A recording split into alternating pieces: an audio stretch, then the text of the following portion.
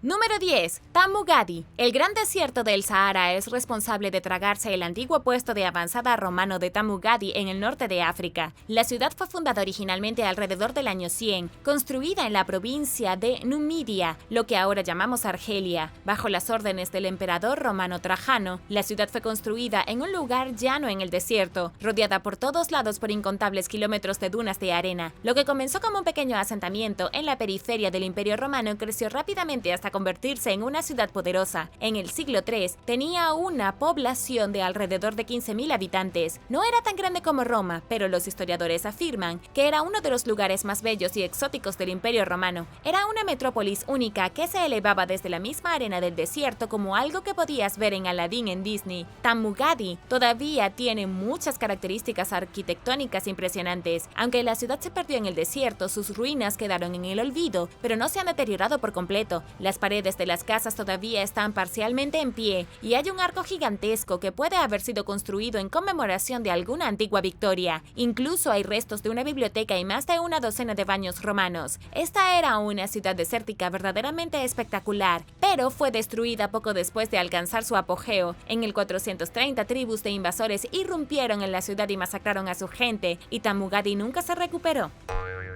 Número 9. El acueducto de Constantinopla. El acueducto de Constantinopla fue una vez el canal de agua más largo construido por manos humanas. Fue una hazaña increíble de ingeniería que todavía desconcierta a científicos hasta el día de hoy. Recientemente, en 2021, investigadores de la Universidad Johannes Gutenberg de Mainz, en Alemania, decidieron hacer una investigación exhaustiva del acueducto que alguna vez abasteció de agua dulce a la brillante ciudad de Constantinopla. El acueducto, cuando se completó, tenía 426 kilómetros de largo. En ese momento la infraestructura romana estaba muy por delante de cualquier otra civilización del mundo. Tenían los mejores caminos, los puertos más grandes, las minas más profundas y los acueductos más largos. Su logro más innovador realmente fue la gestión del agua, llevando un suministro de agua potable y para bañarse directamente a su gente, incluso si vivían lejos de la fuente. Investigadores de la universidad dicen que algunas ciudades del Imperio Romano tenían más agua corriente fresca que la que tienen hoy en día sus versiones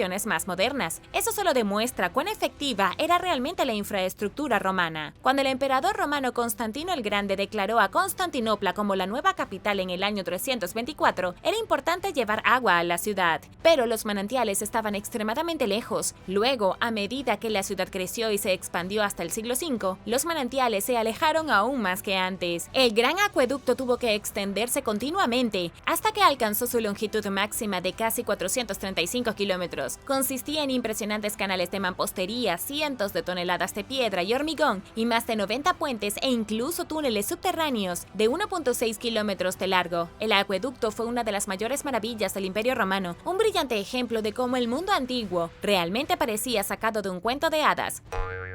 Número 8. La ciudad medieval de Vijayanagara. La ciudad india medieval de Vijayanagara es apenas reconocible, ya que es un poco más que una ruina decrépita, algunos bloques de piedra esparcidos por un páramo de colinas rocosas naturales. Pero en el siglo XIV la ciudad era la capital del poderoso imperio Vijayanagara. Gran parte de la información que tenemos sobre este místico lugar proviene de historiadores antiguos o de descubrimientos arqueológicos recientes. El viajero persa Abdur-Razak escribió en 1440 que la ciudad estaba protegida por 7 capas de fortificaciones situadas entre las puertas principales del Palacio Real. Cada capa de fortificación protegía una parte específica de la ciudad. La única forma de que un ejército invasor llegara al palacio era luchar a través de cada perímetro defensivo. Incluso Domingo Páez, un viajero portugués, escribió que la ciudad era la mejor del mundo alrededor de 1520. En un momento dado, pudo haber tenido más de 1 millón de residentes. El explorador Robert Sewell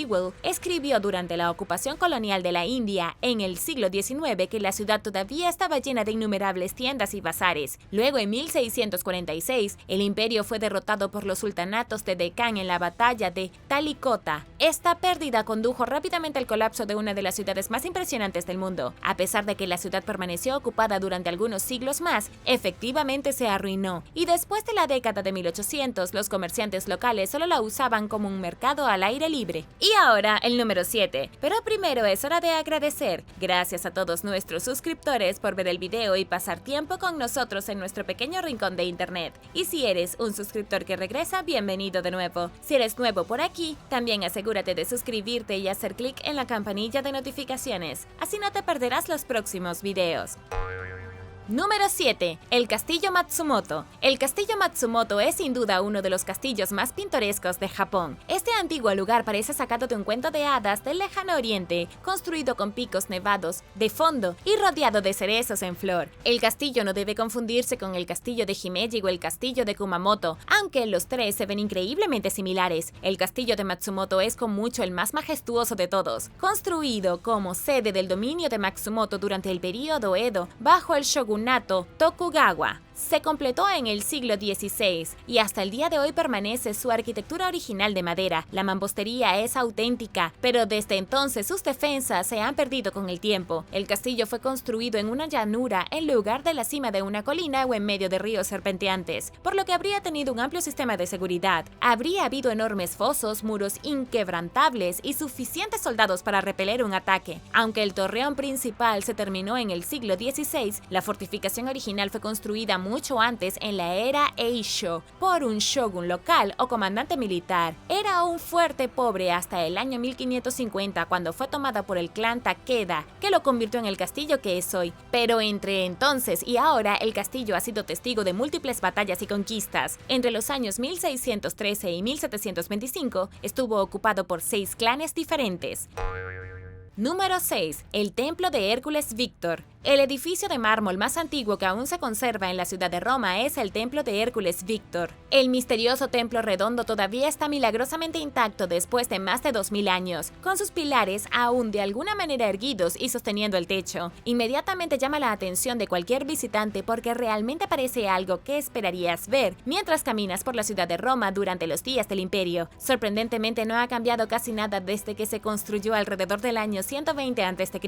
El Coliseo puede ser un sitio impresionante, pero el Templo de Hércules se encuentra en su mayor parte en su forma original, mientras que el Coliseo todavía está en gran parte destruido. El Templo de Hércules también ostenta el título de ser el segundo edificio completo más antiguo de la antigua ciudad, hecho íntegramente de mármol griego. El mayor misterio es que no sabemos a quién se dedicó originalmente el templo. Finalmente se dedicó a Hércules Víctor, pero nadie sabe cuándo sucedió. Es posible que el templo se hiciera inicialmente para la adoración de una deidad griega diferente. Luego se le atribuyó a Hércules. Después de todo, el templo pasó una breve cantidad de tiempo como iglesia en 1132, encomendado a San Esteban. Luego más tarde se dedicó a Santa María del Sol. Es un gran ejemplo de cómo un edificio puede ser reutilizado y readaptado dependiendo del dios o santo popular en el momento.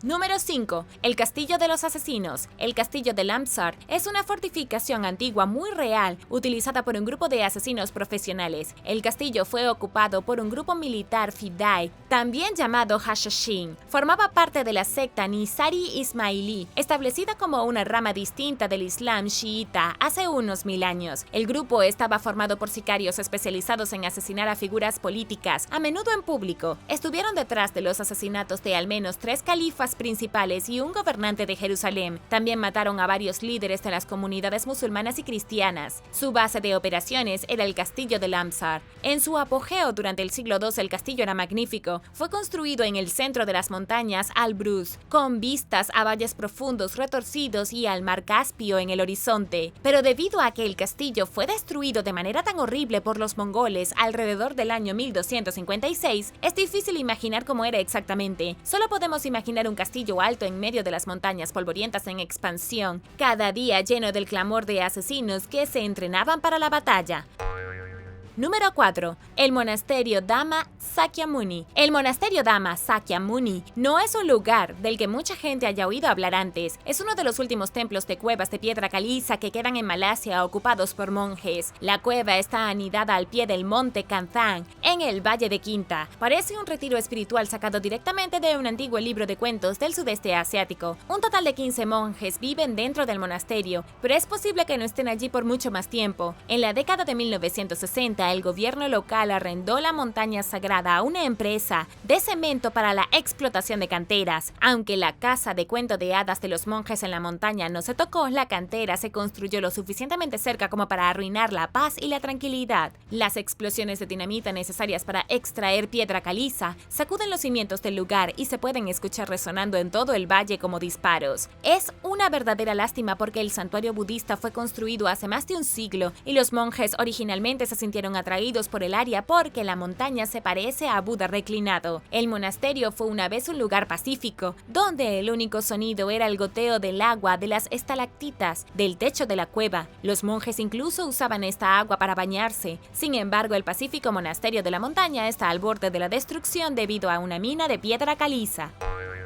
Número 3. El castillo de Houska. En la República Checa hay una misteriosa fortaleza que supuestamente esconde una puerta de entrada al infierno. Es una estructura gótica encaramada en el borde de un acantilado que parece un manicomio abandonado desde el exterior. Está al norte de Praga, ubicado en la región de Liberec, en el municipio de Blace. Según la leyenda local, el castillo fue una vez una fuente de monstruos demoníacos que asolaban a los granjeros locales. Fue construido entre los años 1253 y 1278 en medio de la absoluta nada. Praga era significativamente más pequeña hace 8 siglos, y las colinas donde hoy se encuentra el castillo alguna vez estuvieron aisladas. El castillo fue construido lejos de las rutas comerciales, en una región boscosa oscura similar a Transilvania. El rey Ottokar II de Bohemia usó el castillo como su centro administrativo durante su reinado entre los años 1256 y 1278. ¿Pero qué pasa con el supuesto portal al infierno? Presuntamente hay una grieta en los cimientos de piedra caliza del castillo que conduce a un pozo sin fondo. Leyendas a lo largo de la Edad Media hablaban de criaturas demoníacas que salían del pozo y aterrorizaban el campo. No sabemos si hay algo de verdad en esto, especialmente porque los europeos del este eran normalmente paranoicos en la Edad Media, asustados por todo, desde vampiros hasta hombres lobo. Lo que sí sabemos es que posiblemente se construyó una capilla dedicada al arcángel Miguel sobre una grieta en el suelo, evitando así a más demonios que escaparan del infierno. Número 2. Las catacumbas de Kom el Shokafa. Las catacumbas de Kom el Shokafa es uno de los lugares más intensos de todo Egipto. No es tan popular como las pirámides o los templos de Luxor, y sin embargo se considera una de las 7 maravillas de la Edad Media. Es casi seguro que una visita aquí la pasará solo, examinando los oscuros y profundos pasajes de una necrópolis encantada en las afueras de la antigua ciudad de Alejandría. La modesta entrada a las catacumbas parece nada más que un pozo, pero hay una escalera de caracol que conduce a la oscuridad, donde un culto funerario faraónico una vez participó en rituales espeluznantes. Las tumbas son una mezcla de estilos arquitectónicos griego, romano y egipcio. Las construcciones probablemente comenzaron a principios del siglo II, y estos túneles se utilizaron hasta el siglo IV, cuando fue abandonado repentinamente. No se descubrió hasta el año 1900, cuando un burro rompió el pozo de acceso por accidente. Las catacumbas parecen sacadas directamente de un cuento de hadas medieval. Es una de las únicas catacumbas subterráneas verdaderamente espeluznantes del mundo, con cámaras parcialmente inundadas y tumbas agrietadas donde los muertos yacen sin ser molestados durante casi 2000 años.